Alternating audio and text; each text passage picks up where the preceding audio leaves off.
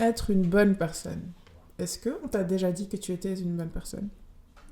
Dans le cadre du harcèlement, c'est vraiment intéressant de revenir là-dessus, en fait. De revenir sur le concept et même ce que j'appelle l'évangile de la bonne personne. Regardons ça d'un peu plus près. Souvent, les personnes qui sont harcelées sont des personnes considérées comme des mauvaises personnes. Et les personnes, souvent, qui sont harcelées sont les... Enfin, qui commettent des faits de harcèlement sont les bonnes personnes. Dit comme ça paraît un peu bizarre, mais c'est tout simplement parce que souvent, quand on parle du phénomène de harcèlement, on va toujours le voir, cette méchanceté, ce méchant phénomène, comme commis par les autres. Et c'est pour ça que très souvent, dans des institutions et des groupes où il y a du harcèlement, il n'est vraiment que rarement reconnu. Parce qu'on va minimiser les faits et on va dire que ce sont des conflits, ce sont des blagues, ce sont... Voilà, c'est des choses qui arrivent entre adultes, chacun est responsable. Et c'est comme ça que le harcèlement passe très souvent inaperçu. Et si c'est le cas, c'est souvent parce que les personnes qui sont derrière des faits de harcèlement minimisés et réduites au stade de conflit, alors qu'il s'agit d'agressions unidirectionnelles, qui sont réduites au stade de moquerie, de petits jeux et enfantillage. Cette minimisation des faits de harcèlement est vraiment souvent due au fait que, à mon humble avis, les personnes derrière ceux-ci sont considérées comme des bonnes personnes. Et quand quelqu'un a une bonne image et que, voilà, très souvent, le groupe est très attaché à cette personne qui s'appuie sur cette personne pour lui donner des directions collectives, il est très difficile de reconnaître les abus qui peuvent être faits par des personnes qui ont été utiles, qui ont épaulé les autres, qui ont été encourageantes et qui sont des vrais soutiens pour le reste du groupe, des vrais piliers pour l'organisation du groupe. Mais ça, c'est une parenthèse introductive pour le thème de cette vidéo qui est l'évangile de la bonne personne. L'évangile de la bonne personne.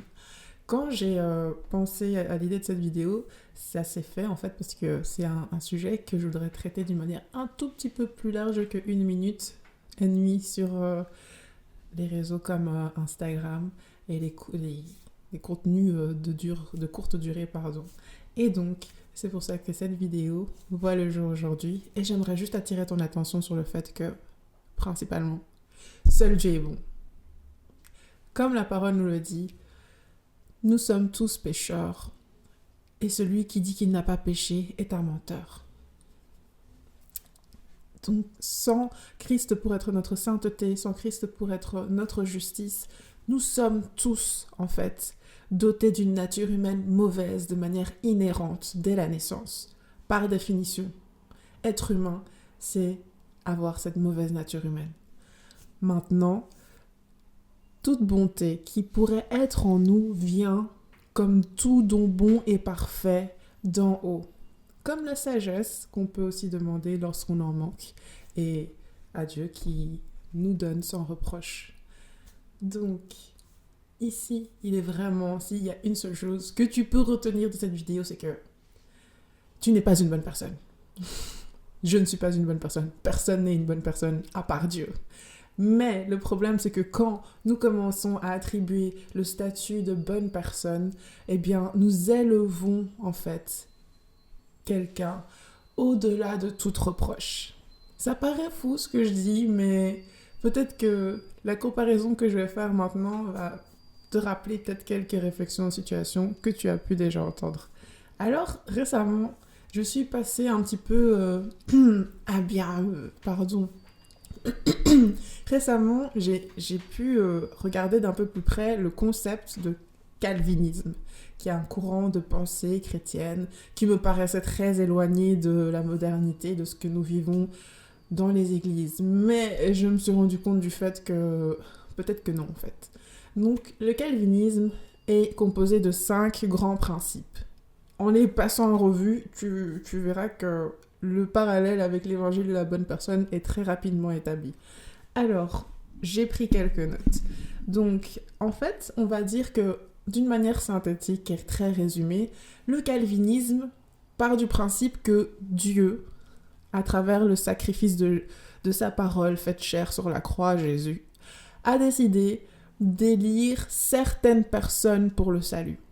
Donc, contrairement à ce que la parole nous dit, ce n'est pas pour le salut de tous les hommes que Jésus serait mort sur la croix, selon le calvinisme, mais Dieu aurait donc envoyé Christ sur la croix pour sauver une catégorie de personnes qui sont appelées les élus. Là encore, ça me rappelle tout simplement ce concept que il y a les vrais chrétiens et les faux chrétiens et les bonnes personnes et les mauvaises personnes. Mais bon. Premier principe, c'est que, qui n'est pas a priori mauvais du calvinisme, c'est que tout homme est prisonnier du péché. Et que pour faire le bien, pour avoir de la bonté en lui, en fait, il a besoin de Dieu. Sans Dieu, il est prisonnier du péché. Ce n'est pas mauvais en soi, ce n'est pas mauvais.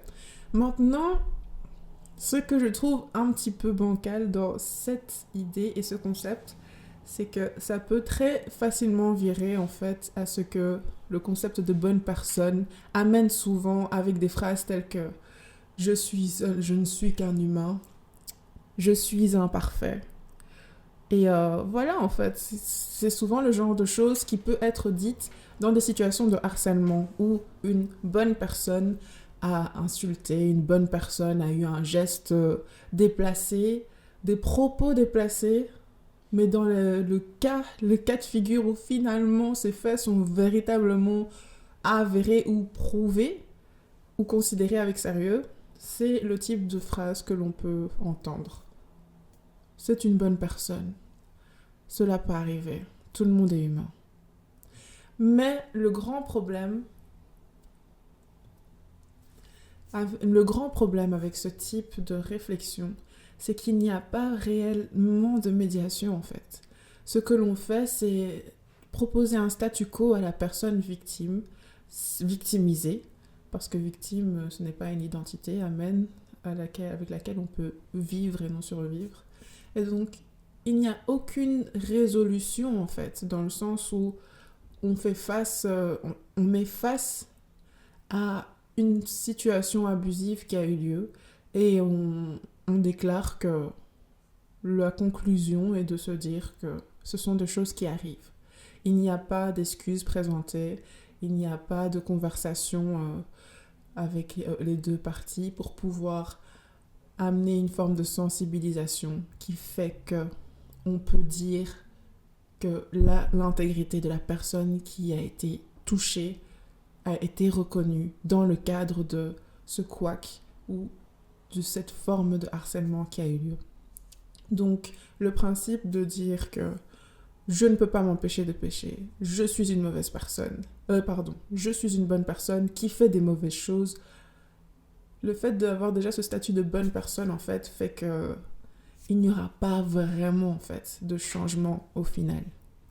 Mais donc voilà, ça c'est le premier principe du calvinisme qui est le concept de dépravation totale. Donc sans Dieu, on ne peut pas faire le bien. Deuxième principe, c'est le principe d'élection inconditionnelle. Donc ce que je disais au départ, que pour le calvinisme, Jésus est mort sur la croix, non pas pour les péchés de tous les hommes. Il n'appelle pas tous les hommes au salut, non. C'est simplement les élus. Les personnes que Dieu a considérées de sauver dès le commencement de la création. Les autres, ils s'en occupent pas en fait. Pour eux, ils ne sont pas sauvés, ils ne sont pas concernés par le salut. Ils vont en enfer. Et donc ici, avec ce concept d'élection inconditionnelle, j'ai opposé ça avec le fait de dire que je suis une bonne personne et tous les autres sont mauvais. Et ça, c'est pas quelque chose qui est rare, en fait. Souvent, on peut parler des vrais, des faux. On peut parler du fait que, il y a du favoritisme parfois, en fait, dans le fait que des personnes ont prouvé par leurs actes de service, par leur proactivité et leur efficacité, que ce soit dans une entreprise, que ce soit dans une assemblée, que ce soit dans un groupe, quand des personnes ont déjà bénéficié à la collectivité encore et encore et encore sur la longue durée, sur un moyen terme, eh bien, on a tendance à considérer ces personnes utiles comme des bonnes personnes par le fait qu'elles ont posé des actes qui ont pu élever, bénéficier la collectivité. Et donc, ici, en fait, il y a vraiment, après, dans les relations sociales, on peut voir que ces bonnes personnes vont être élues plus facilement, en fait, pour être des personnes avec qui on veut interagir, en fait. Elles vont être des personnes avec qui on veut plus parler, des personnes avec qui on veut plus passer du temps, en fait. Que ce soit, encore une fois, au travail, souvent dans des situations de relations sociales, pas intimes. Parce que voilà, ça c'est encore un domaine plus particulier. Mais les relations sociales, c'est vraiment toutes celles qui unissent des personnes qui n'ont pas grandi ensemble, qui ne vivent pas ensemble, qui n'ont pas d'alliance telle que le mariage, mais c'est vraiment des personnes que l'on voit dans certaines communautés professionnelles, culturelles, religieuses, etc. Et donc, il peut y avoir, comme dans ce principe du calvinisme, une élection inconditionnelle qui fait que peu importe les efforts que l'on veut en fait mettre en place pour pouvoir être plus considéré, pour pouvoir être même pas plus populaire et aimé, mais au moins pour être plus intégré, c'est impossible en fait. Les dés sont déjà lancés. Les jeux sont déjà faits. On a déjà décidé que ces personnes-là étaient dans telle position par leur efficacité et par les résultats de leur travail, que ce soit en termes de projet, en termes d'aide fournie, de compétences, etc., de popularité, de facilité à pouvoir mobiliser un réseau de contacts qui projette en fait la collectivité sur une scène qui lui donne plus de visibilité, etc., etc. Et donc, ce concept, encore une fois, d'élection inconditionnelle, c'est assez similaire avec ce que l'on peut voir dans cet évangile des bonnes personnes qui sont en fait les personnes utiles pour le groupe et dont on ne peut se passer, quoi qu'elles fassent. Donc, après cette élection, inconditionnelle, j'aimerais, avant de passer au troisième principe du calvinisme, rappeler que la parole dit que non, ce n'est pas Dieu, qui va décider de choisir telle personne pour le salut, mais c'est les hommes qui refusent le salut de Dieu. Que ce soit avec la parabole des noces, dans la parole il est écrit, Jésus raconte cette histoire pour faire référence au salut de la croix. Il parle de ce banquet de noces auquel un roi invite des invités. Ces invités ne veulent pas venir. Et alors c'est là qu'il dit, peu importe qui tu croises sur ta route, invite ces personnes, qu'elles viennent. Il y a encore l'histoire des ouvriers dans le champ. Il n'y a pas assez d'ouvriers dans le champ, il n'y a pas assez de travailleurs. Et alors le responsable, le propriétaire de ce champ demande à son serviteur d'aller chercher des ouvriers pour récolter la moisson qui est déjà là, qui est déjà mûre assez pour pouvoir être récoltée. Dieu parle encore et encore d'un peuple vers qui il tend la main et il se retrouve toujours en fait déçu face au fait que on ne veut pas la saisir. Donc Jésus est le cœur de Dieu, la parole de Dieu est le cœur de Dieu qui à chaque fois tend la main vers le monde rempli d'hommes pour leur dire « Venez, acceptez mon sacrifice ». Mais si les hommes refusent sa paix, sa guérison, sa restauration, ce n'est pas parce que Dieu le leur a refusé. Donc, allez du principe que Dieu choisit ceux qu'il élut pour le salut est véritablement totalement contre ce que la parole dit dans l'Ancien et le Nouveau Testament. Donc, continuons. Le troisième principe est celui de l'absolution limitée. Donc, qui dit élection inconditionnelle sélective, dit absolution des péchés sélectifs. C'est vraiment super intéressant par rapport à l'évangile de la bonne personne, mais restons sur le calvinisme. Donc ici, il s'agit simplement du fait que l'absolution des péchés est uniquement destinée aux élus. Donc ceux que Dieu savait qu'il allait sauver depuis le commencement. Les autres, qui ne sont pas des élus, n'auront pas leur péché absolu, puisque de toute façon, ils ne sont pas choisis par Dieu pour être sensibles assez à Christ pour accepter son sacrifice sur la croix. Maintenant, ça c'est ce que le calvinisme dit, pas la Bible, parce que ce n'est pas ce que la Bible dit. La Bible dit que Jésus est venu pour pouvoir absoudre tous les hommes de leurs péchés. Et encore une fois, Dieu ne se réjouit pas de la mort du méchant, il veut que tous arrivent à la repentance. Donc dans le cas où quelqu'un ne veut pas saisir ce cadeau de la repentance à laquelle Dieu nous pousse par sa bonté, ce n'est pas Dieu qui a choisi, c'est l'homme qui a rejeté Dieu. Et donc dans ce principe, troisième principe du calvinisme de l'absolution sélective des péchés, donc seulement pour les élus, absolution limitée, je remarque que c'est une conviction, c'est une observation que j'ai faite personnellement. Après, ce sera intéressant de voir ce que vous en pensez en commentant cette vidéo.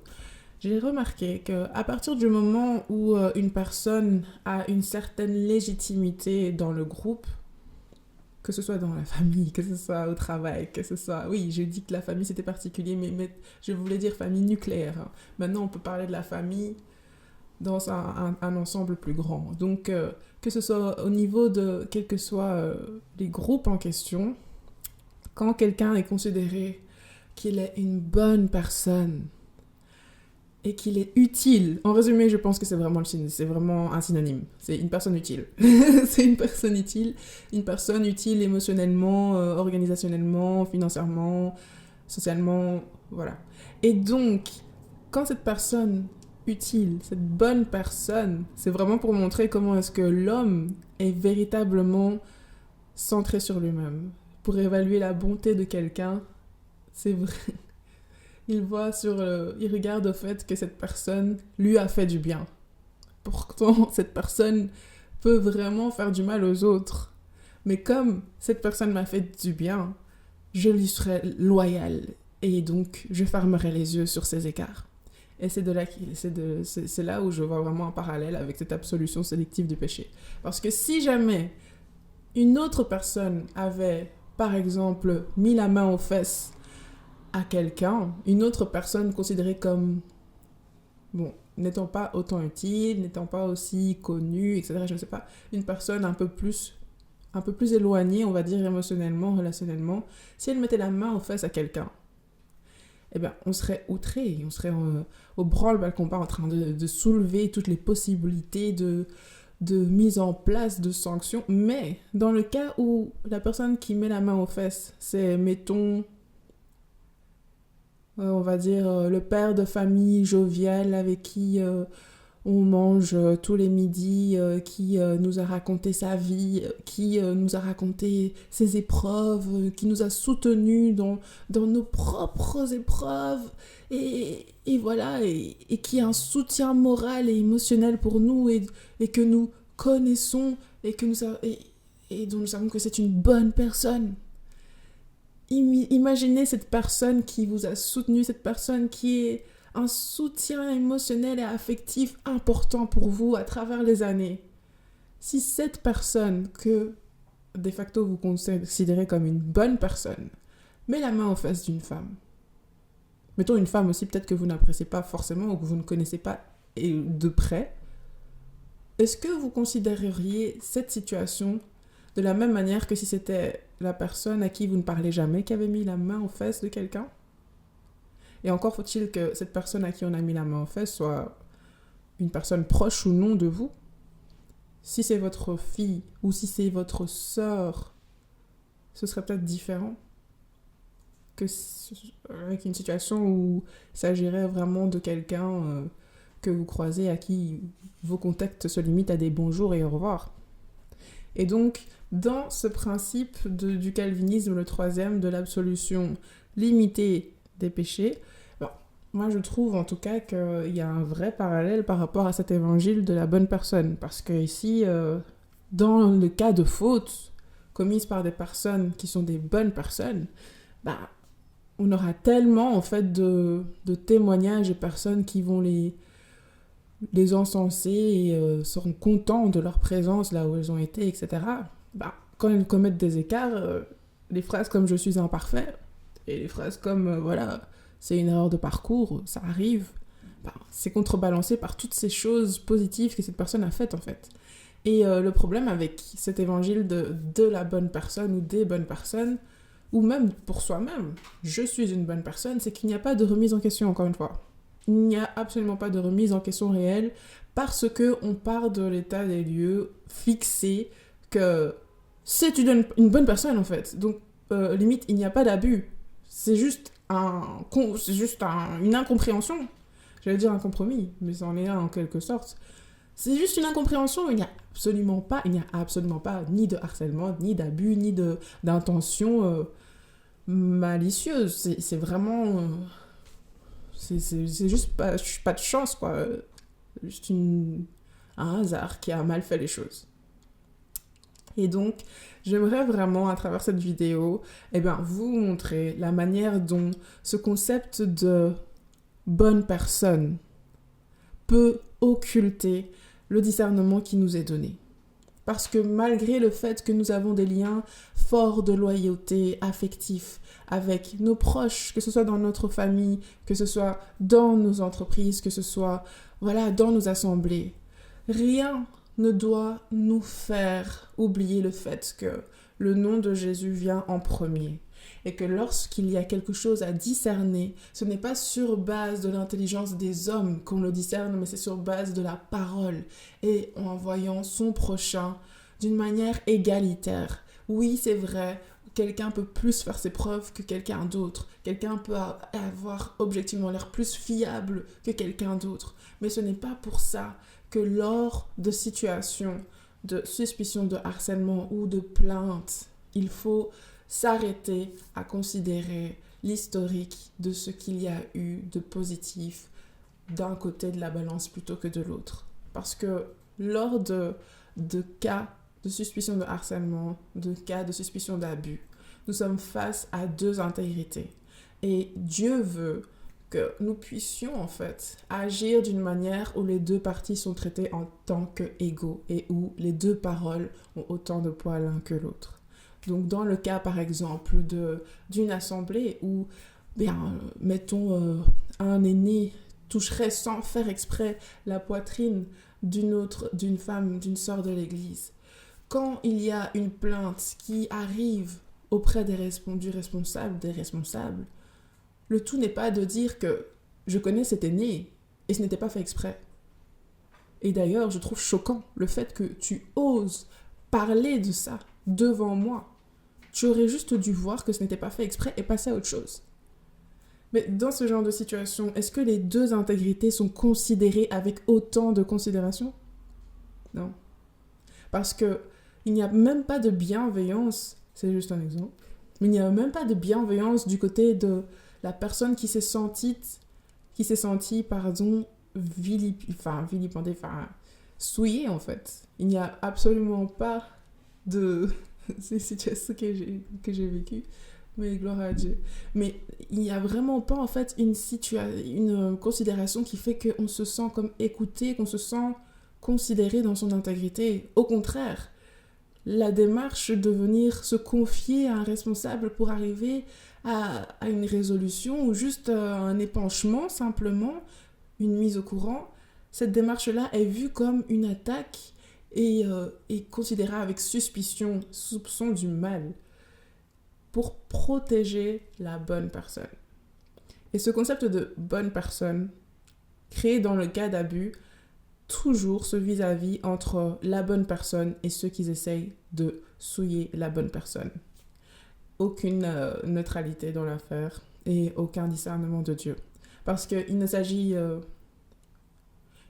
absolument pas du fait de faire one vs one avec un gagnant et un perdant, mais il s'agit véritablement de pouvoir toujours arriver à considérer que tous nous sommes dignes de recevoir l'amour de Christ et tous nous sommes dignes de pouvoir nous sentir honorés, protégés et considérés comme ayant de la valeur. Et avec ce concept de bonne personne, ce qui se produit très souvent, c'est que malheureusement, les bonnes personnes ont simplement la considération, la bienveillance et tout ce qui va avec dans le cas où elles pourraient être face à des situations où on dit qu'elles ont commis des actes, des actions ou posé des paroles qui ont nuit à l'intégrité d'une autre personne qui se verra comme soupçonnée de vouloir nuire. Je ne pense pas que ce soit la volonté de Dieu, je ne pense pas. Donc voilà, pour ce qui est du troisième point de l'absolution des péchés, ou en conclusion, dans l'évangile de la bonne personne, d'absolution limitée des péchés, dans cet évangile de la bonne personne, en gros, on va absoudre les péchés, les abus de personnes qui sont élues comme bonnes personnes. Ce qu'ils font de mal, objectivement, est soit inventé, soit minimisé. En tout cas, soit considéré comme inventé, soit minimisé et balayé de la main. Parce qu'ils ont ce statut intangible de bonne personne. Ils ne peuvent faire que le bien. Et si du mal ils faisaient, cela est juste un écart de conduite minoritaire. Le quatrième principe du calvinisme est la grâce irrésistible. Alors, simplement, c'est le fait du fait de ne pas pouvoir résister à la volonté de Dieu de faire le bien, en fait, simplement. Pour les calvinistes, on ne peut pas s'empêcher de résister face à l'appel. On parle toujours des élus. On ne parle pas de tout le monde, non. On parle de ceux que Dieu a choisis pour être sauvés et être des bonnes personnes, en fait. c'est vraiment... Les deux se ressemblent, sont l'un et l'autre, vraiment. Et donc, les élus, aka bonnes personnes, ne peuvent s'empêcher de faire le bien auquel Dieu les appelle. Ce qui n'est pas exactement ce que la parole nous dit, étant donné que bien que nous ne choisissons pas de naître à tel ou tel endroit, à telle ou telle époque, on peut quand même choisir, comme Abel et Caïn, quand on parle de leur histoire, où après avoir donné leur sacrifice à leur père, eh bien, j'ai peur de dire, c'est Abraham, ça je suis toujours un stress là-dessus, mais quand ils ont donné leur sacrifice et que le sacrifice d'Abel, la viande, avait été appréciée, mais non, c'était même pas ça, je sais plus. Dites-moi dans les commentaires si vous en souvenez. Mais en tout cas, le sacrifice de Caïn n'avait pas été apprécié par Dieu parce que oui, c'était Caïn qui avait donné de la viande. Parce qu'il n'avait pas donné la meilleure portion de sa récolte de chasse. Et le fait est que Caïn avait reçu comme message de l'Éternel que devant toi, devant la porte de ton cœur, tu peux te sortir de cette situation de jalousie si tu relèves la tête et que tu choisis, quand le mal est en train de frapper à ta porte, tu as le mal d'un côté, le bien de l'autre. Si tu choisis le bien, tu seras en fait restauré et établi dans le royaume de Dieu. Mais Caïn a décidé de tuer son frère et a choisi le mal. Donc tout ça pour dire que, cette idée que Dieu nous forcerait à suivre sa volonté, ce n'est pas du tout le message de l'évangile. Ce n'est pas du tout le message de l'évangile, étant donné que nous avons toujours le choix, en fait, et que c'est sa bonté qui nous attire à la repentance. Mais ce n'est pas écrit que sa bonté nous empêche de résister et nous pousse à la repentance. Non. Mais après, en tout cas ici, le parallèle avec l'évangile de la bonne personne, c'est que les bonnes personnes ont une bonté inhérente, peu importe ce qu'elles font. C'est un petit peu ce que je disais tout à l'heure. Si elles posent un geste malheureux, au lieu de dire même pardon, je ne sais pas, il n'y a même pas de... Ça peut arriver jusqu'à là, que la personne n'ait pas à dire pardon, que la personne ne soit même pas mise au courant, parce que c'est une bonne personne, fin de l'histoire, on passe à la journée suivante. Et donc ici, quand une bonne personne, elle est établie comme faisant toujours le bien parce qu'elle ne peut pas résister au fait de faire le bien, comment est-ce que vous voulez, avec ce type de vision des membres de vos groupes, agir et corriger lorsqu'il y a des écarts? Si pour vous, une personne fait toujours le bien, c'est une règle absolue dans sa vie, comment voulez-vous avoir le discernement pour pouvoir agir en cas de harcèlement? Si pour vous, le harcèlement est tellement mysticisé et vu comme quelque chose d'éloigné de cette vision de bonne personne, que vous avez des personnes autour de vous. C'est se tirer beaucoup de balles dans les jambes de considérer les autres comme des bonnes personnes. Mais oui, parce que voilà, à partir du moment où on rentre dans cette vision du fait que tout don bon et parfait vient d'en haut, la bonté est un don, la compassion est un don, la serviabilité est un don. À partir du moment où je sais que cette personne reçoit la provision en ce moment de Dieu pour accomplir toutes ses bonnes actions et ses actes de service, je ne veux pas mettre ma confiance en l'homme et me maudire moi-même, et en me disant que oui, cette personne, elle est vraiment fiable par ses propres forces en fait, même si quelqu'un ne va pas se dire en Christ que oui, c'est par ses propres forces, mais c'est comme si c'est un fait établi et voilà, encore une fois, inchangeable. Sauf que seul Dieu ne connaît ni ombre ni variation. Est-ce que vous me suivez?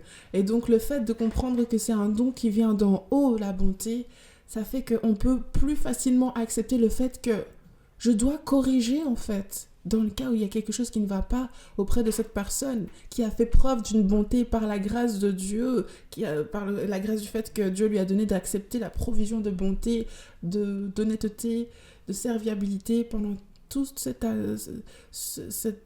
laps de temps. C'est comme ça qu'en tant que personne responsable, que ce soit grande sœur, grand frère, même petit frère, petite sœur, que ce soit en tant que parent, en tant que responsable d'équipe, en tant que pasteur, en tant que père, en tant que parent, en tant qu'aîné, à partir du moment où on reçoit cette vision en fait, dans la gestion de conflits et dans le cadre de la médiation, on peut parvenir à pouvoir voir l'autre que nous aimons avec le discernement et la sagesse de Dieu. Lorsque nous sortons de cette idolâtrie, de cette vision absolue de la bonté de l'autre, alors que, comme si c'était lui qui en était le propriétaire et le manufactureur, alors que tout cela, c'est des provisions divines venant du ciel. Encore une fois, le calvinisme ressemble beaucoup à cet évangile. Alors, le 5e et dernier principe du calvinisme, c'est le fait d'avoir une persévérance pour faire le bien des saints. Dans le sens où ça ressemble beaucoup à la grâce irrésistible.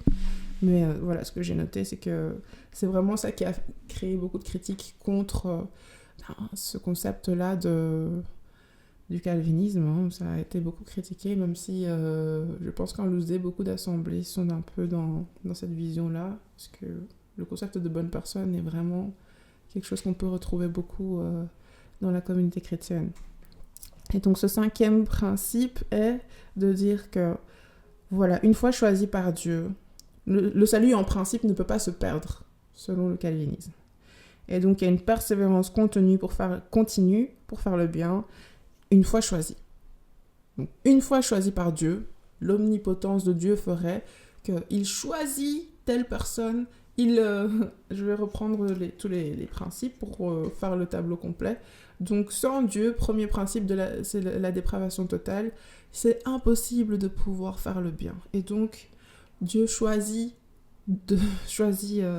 ces personnes-là, ces élus-là, pour les empêcher de faire le bien.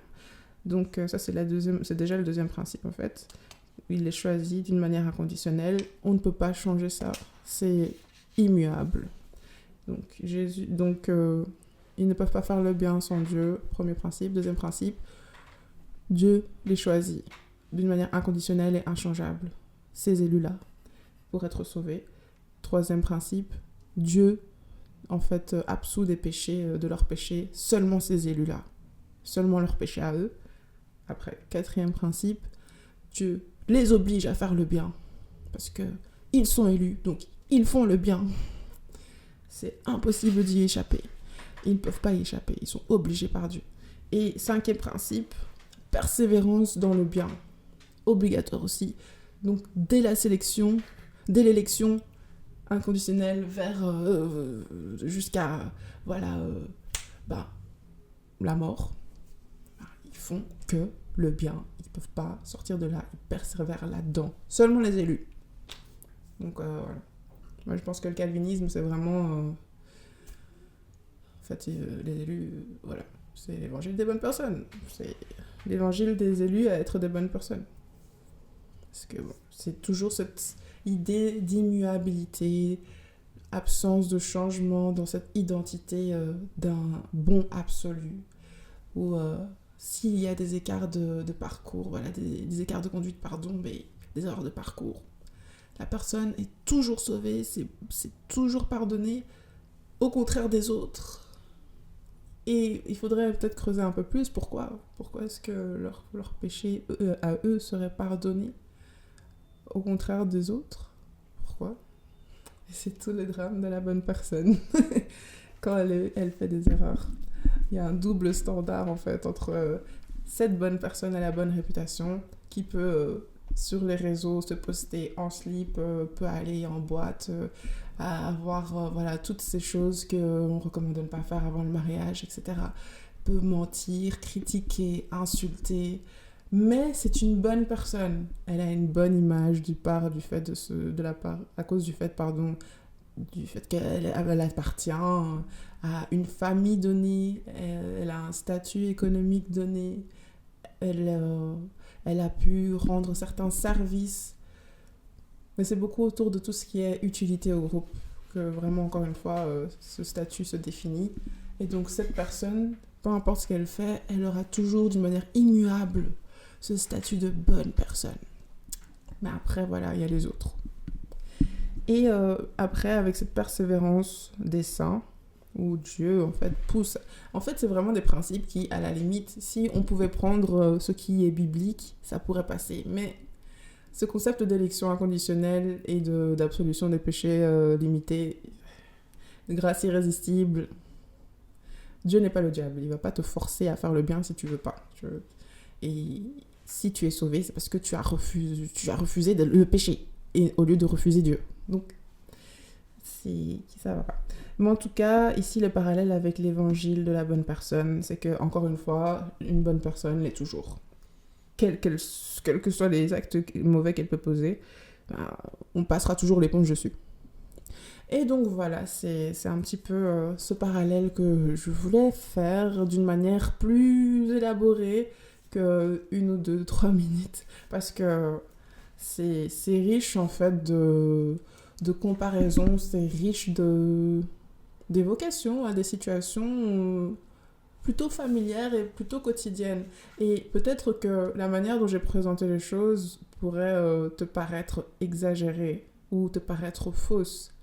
Mais j'aimerais juste en fait t'encourager, parce que surtout dans le cas où tu n'as pas été vraiment victimisé, tu vois les choses dans un autre sens en fait. Et ça peut être difficile de casser en fait, déchirer le voile pour véritablement cerner la manière faillible dont les hommes légitimisent d'autres personnes ou se légitimisent eux-mêmes.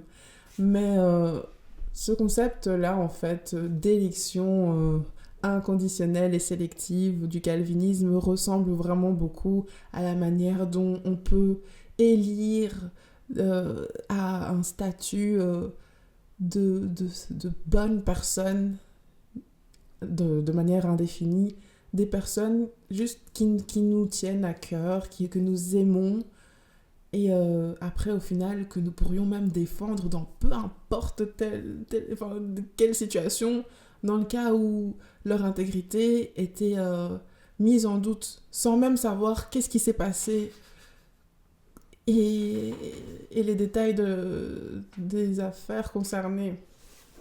Et c'est comme ça, en fait, je pense qu'on peut même après entrer dans le domaine de la perversion narcissique, qui n'est pas un îlot isolé, qui concerne seulement certains petits pourcentages de nos populations, mais qui est en fait un travers dans lequel chacun d'entre nous pouvons tomber. Mais c'est encore une autre conversation pour un autre moment. Mais je t'encourage vraiment, en fait, à pouvoir demander la sagesse d'en haut et l'esprit de discernement qui fait partie des 7 esprits du Saint-Esprit pour ne pas limiter ta gestion, en fait, des incompréhensions, il peut y en avoir, ou des conflits, ou des antipathies, ou de situations où on fait face vraiment à des abus. Juste, je t'encourage à ne pas te baser en fait sur tes affects émotionnels, sur tes sentiments de loyauté basés sur des années de communion fraternelle, d'amitié, de collaboration avec telle ou telle personne, ou bien de ne pas les baser sur des choses qui sont créées par l'homme, comme une carrière ou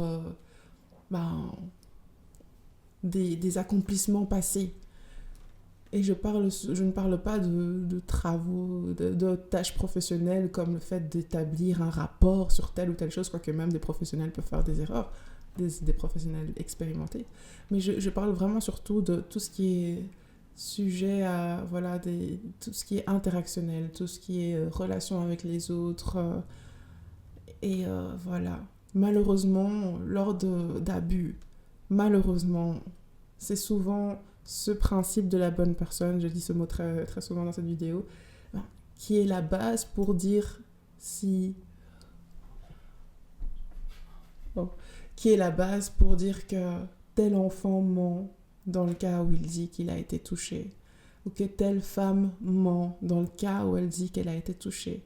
C'est souvent la personne qui est la mieux vue, qui a le plus d'influence, le plus d'impact, qui est défendue. Et ça, on le voit quotidiennement dans les médias, dans plusieurs types de phénomènes sociaux. Mais nous, en tant qu'enfants de Dieu, nous pouvons décider d'agir, non pas pour plaire aux hommes, mais pour plaire à Dieu, comme Paul nous le disait dans le Nouveau Testament, dans les Actes. Donc, j'aimerais clôturer avec une prière simplement. Si tu peux t'accorder avec moi dans la prière pour échapper en fait à cette vision de la légitimité des autres, qui passerait par le fait de considérer qu'il y a les bonnes personnes infaillibles, avec des petits écarts de conduite à négliger, et les autres. Donc, Saint-Esprit, merci pour cette grâce de nous avoir réunis pour pouvoir réfléchir à la façon dont nous ne pouvons pas nous baser sur notre propre intelligence au Père éternel pour pouvoir établir la justice, pour pouvoir établir la différence entre le bien et le mal. Je te rends grâce au Père éternel pour le fait que tu nous donnes la grâce de pouvoir aller devant ton trône pour demander de la sagesse qui vient de toi, qui vient d'en haut. Et tu nous la donnes sans reproche, Père éternel. Je prie vraiment que toute personne qui a entendu le son de ma voix ainsi que moi-même, nous puissions, Père éternel, marcher dans cette décision de demander ta sagesse, demander ton discernement et ta direction dans le cas de la gestion de conflits, la gestion d'abus, Père éternel, sans voir les choses à travers notre propre intelligence, mais en empruntant ta vision des choses, ton cœur, Seigneur Jésus, pour que ceux qui sont plus faibles, ceux qui ont moins de pouvoir, Père éternel, puissent être autant entendus que ceux qui en ont plus, ô Père éternel. Garde chacun, ô Père éternel, de faire preuve de partisantisme aussi, Père éternel, partisanisme. Au nom puissant de Jésus-Christ, donne-nous d'avoir vraiment cet esprit de discernement qui gouverne sur notre manière de voir les choses. Dans tous les endroits où tu nous places et nous responsabilises, Père éternel, pour le bien de tous et pour que ton nom soit glorifié et que l'injustice ne soit pas tue derrière, Père éternel, des sourires et des apparences ou des apparentes, des apparents compromis ou paix. Père éternel, j'ai ainsi prié dans le nom puissant de Jésus, que ton nom vraiment soit glorifié dans nos relations et que nous-mêmes, nous ne nous placions pas comme juste à nos propres yeux, incapables de faire le mal même quand nous l'avons fait. Dieu, donne-nous un esprit de repentance au nom puissant de Jésus-Christ et une humilité aussi pour demander pardon lorsque tu nous révèles que nous avons fauté. Je demande cela au nom puissant de Jésus-Christ. Amen. Amen. Merci vraiment d'avoir suivi cet enseignement, cette pensée du jour. Et je prie vraiment que Dieu puisse porter de multiples fruits dans vos vies et faire encore mijoter toutes ces idées par la grâce de son Saint-Esprit. Une très bonne journée bénie à vous. Merci de m'avoir suivi jusqu'à la fin de cette vidéo et encore que Dieu vous bénisse.